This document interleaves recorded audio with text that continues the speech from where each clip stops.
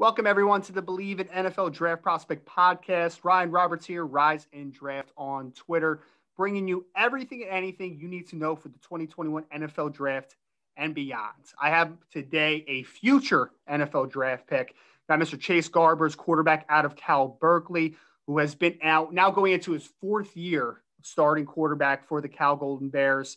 And he's a guy that's impressed me on film over the last couple of years. He's been a guy that people have already been talking about, it seems, forever. And now he's going into his fifth season now, part of the program. Chase, appreciate you again, man. Taking a little bit of time today. Let us into your story and just joining the show. Yeah, thanks for having me. Absolutely, man. Absolutely. So, Chase, I kind of want to take us through a little bit of a journey and then get into what 2021 might bring for you and the team. I want to start you off by asking, obviously you're a Cal guy, right? Newport Beach, you went to Corona Del Mar, and then obviously you chose to stay in the home state at Cal. And I know you were a very highly recruited player. So talk to me just a little bit about the decision for you to stay in state and why Cal ultimately was the best fit coming out of high school. Yeah, so I mean, when it came down to it, I wanted a school that, had good offensive production, a good team, good quarterback tutelage, and then, strong academic background. Cal kind of checks all those boxes. It was ultimately between Cal, Washington, Vanderbilt, so all kind of high academic institutions with good football. But ultimately stayed in Cal. It's hard to beat the California weather and just, the name Berkeley brings when it comes towards a degree. Yeah, no, absolutely. It's one of obviously the finest academic institutions of the country.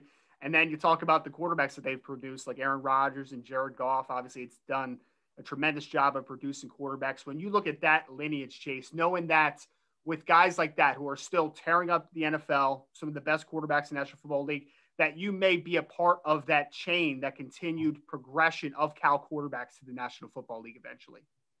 It's awesome. I mean, that was a huge, focal point in my recruiting. And even now, in the quarterback room, looking at all the great quarterbacks that have came through Berkeley, it's cool to see them be successful in college, but then also translate that to the NFL and have long-time careers.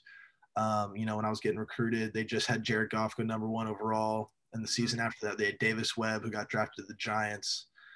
So both of those guys, talking to both of them about what Cal's about, is what brought me to the Bay Area. Mm-hmm.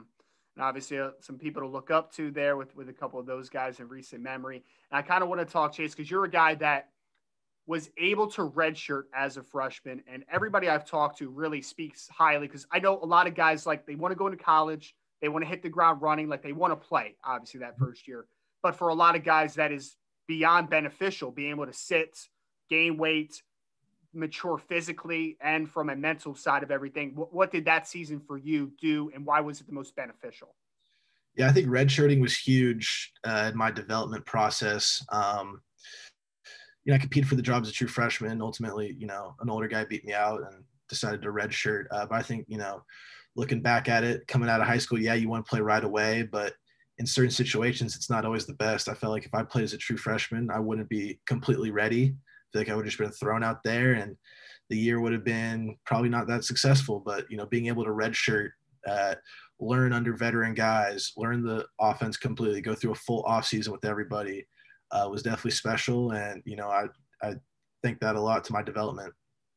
And obviously you're a guy now that has started over the course of 3 seasons, had some really high moments, a lot of really good film that I've been able to take a look at.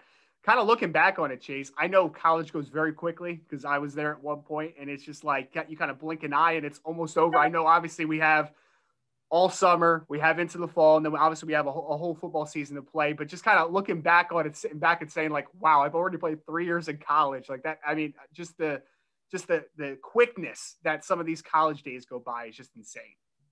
Yeah, I mean, I feel old, but I feel young at the same time. I mean, I really, especially seeing the freshmen and sophomores come in who say they were born in 2002, 2003. I was born in 99. I thought I was young, but, seeing those guys come in makes me feel a little bit old. But, I've been at Cal for a while, been in the Pac-12 for a while, so I have some experience. Yeah, no, and it's funny, I'm doing some evaluations this year for the 2021 NFL draft. I get like Penei Sewell across there that's like born in 2001, I think, or something like that. I'm like, wow, I am getting way too old to be doing this, but It's definitely obviously a process and one that goes by way too fast. And I know you've had a lot of awesome moments. So can you take us just real briefly through maybe a couple of your favorite moments during your career so far? Yeah, well, I'd say first and foremost, 2019 at Stanford, the big game, that final touchdown to win the game. It's probably number one. It is number one. And then number two is beating SC at the Coliseum in 2018 for the first time in like a decade. That was a big one, being from SoCal. Everyone in my community is USC, UCLA, so that was a big one, beating them. And then, the Red Box Bowl victory in 2019, that was also a big victory for us. First bowl game in a couple years. And then I would have to say beating top 15 teams. Oregon this past year in 2020, Washington the past 2 years in 2018, 2019. And, being the underdog and knocking those guys off the top is pretty special. Mm-hmm. And I want to ask about the Cal-Stanford rivalry for a second, because I feel like when people talk about the best rivalry in college football, they bring up like Michigan, Ohio States of the world, which USC, UCLA, and obviously for good reason. Like those are great rivalries. Yeah. But I mean, historically speaking, Cal-Stanford is one of the absolute best rivalries in all of college football. Can you just speak a little bit about being a part of that rivalry and how special it is? Yeah, the history and tradition is, definitely up there in the top 5 rivalry games. Being from SoCal when I was little, it was always USC, UCLA. So I didn't really get to experience the big game tradition until I got to Cal. And then, big game week, it hits you right away. Everybody's doing something. You got Stanford people talking, Cal people talking. You got all these traditions. So it's truly a special event and time to be a part of. And it carries over through all sports, not just football. And Chase, what do you think now that you're kind of looking to now your final season potentially at Cal? I know everybody was granted the extra year of eligibility, so I know technically you could be here for 2 if you chose to. But if we're framing it as this is potentially the final year of Chase Garbers, what do you feel like has been the biggest improvement in your game over the last couple of years? And maybe a couple of things that you're still eyeing to take your game to the next level? I think arm strength has definitely been a big improvement since I've gotten to college. Being able to make all throws on the field. I think my running ability has definitely improved. Coming out of high school, no one really knew I could run the ball. Neither did I until I got to college and had to escape pockets and outrun, defenders. So I think those 2 things are probably the biggest things that I've improved on through my career. And then going into this season, want to fine tune the little things, footwork, accuracy, foot placement, command in the huddle. I came from a spread offense, years prior to up to last year, which was a West Coast NFL style. So, little things that are new here and there, but terminology and schemes. But, just getting, I think this full off season we had, we finished spring ball a couple of weeks ago, was definitely, good for us as a team, good for myself, to really hone in and be almost that offensive coordinator on the field. You already mentioned a couple of Cal guys, obviously, that are easy people I'm sure, for you to look up to and try to emulate. But are there some other players? It could be Aaron Rodgers, because I feel like that's a good one for everyone. But are there some guys that you watch a lot that you say, I'm going to take that a little bit in my game, I'm going to emulate that, because obviously that's been very successful for them? Yeah, there's things from different quarterbacks in the NFL and even college that you want to pick and choose from and see if you could try and implement that in your game. I think, what Patrick Mahomes has done with different arm angles is definitely, where the QB position is evolving.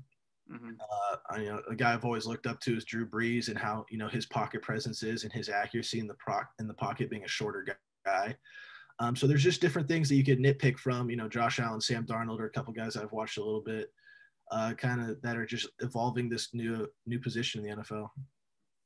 And now I want to ask real briefly, I know this is obviously a little bit of a negative talk, but we're talking about the Pac-12 season. Unfortunately, in the summer, it looked like, hey, maybe not going to have a season. Then it came back late. You guys were only able to play 4 football games.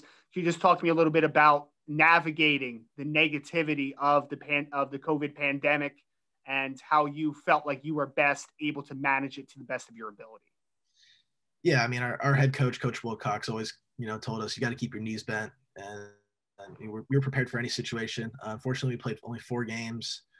Got the last game was against top-ranked Oregon, beat them at our home stadium, so that was a special one. But it was a little frustrating being a player, obviously, because week in, week out, you don't know if you're going to play, you don't know who you're going to play. We had the week 1 fiasco with UCLA where we were playing on a Sunday, told on Friday afternoon that we were going to play them. So just little things like that. That was, definitely everyone's first time experiencing. Hopefully it's the last time, we're experiencing that, but we're excited for a 2021 season, full season, full schedule, with fans in the stands too. Mm-hmm.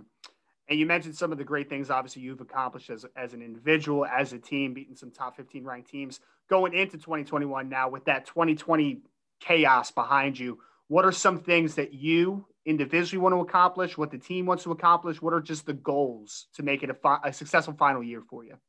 Well, we want to win the Pac-12. You got to start out by winning the Pac-12 North. So, we plan on doing that. And then, winning whatever bowl game we're put into. I think, we have a chip on our shoulder coming out of 2020. And then we also have a lot of talent come back. We're really experienced. I think we're the most experienced team in the Pac-12. So, bringing all that back offensively and defensively, we had a really spring that, will lead into our success in the fall. And, our team's ready. We're hungry. For the past 2 years, I'd say 2018, 2019, we've been 6 to 10 plays away from being that Pac-12 championship game.